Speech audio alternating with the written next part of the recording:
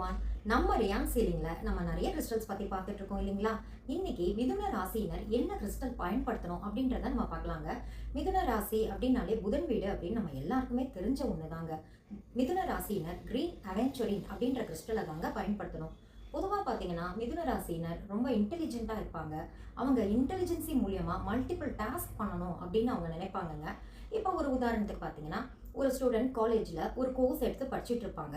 சைமல்டேனியஸாக கரஸில் நிறைய கோர்ஸ் பண்ணிட்டு இருப்பாங்க. அது மட்டும் இல்லாமல் பிஸ்னஸ் பீப்புள் பார்த்தீங்கன்னா அட் அ டைம் 2-3 பிஸ்னஸ் சேர்ந்து பண்ணிட்டு இருப்பாங்க. அந்த மாதிரி நேரங்களில் அவங்க அதை அடாப்ட் பண்ண கொஞ்சம் சிரமப்படுவாங்க. இந்த கிறிஸ்டல் யூஸ் பண்ணுறதன் மூலியமா அந்த சுச்சுவேஷனை ஈஸியாக ஹேண்டில் பண்ணி ரொம்ப சக்ஸஸ்ஃபுல்லாக அவங்க அதை கொண்டு போயிடுவாங்கங்க. அது மட்டும் இல்லைங்க, இந்த கிரீன் அவென்ச்சுரின் கிறிஸ்டல் இருக்கிற இடத்துல அதிர்ஷ்டம் உங்களை தேடி வருங்க. திருஷ்டின்றது அண்டவே அண்டாதுங்க. அது மட்டும் இல்லாமல் உங்கள் ஸ்ட்ரெஸ்ஸையும் நல்லாவே இது குறைச்சிருங்க.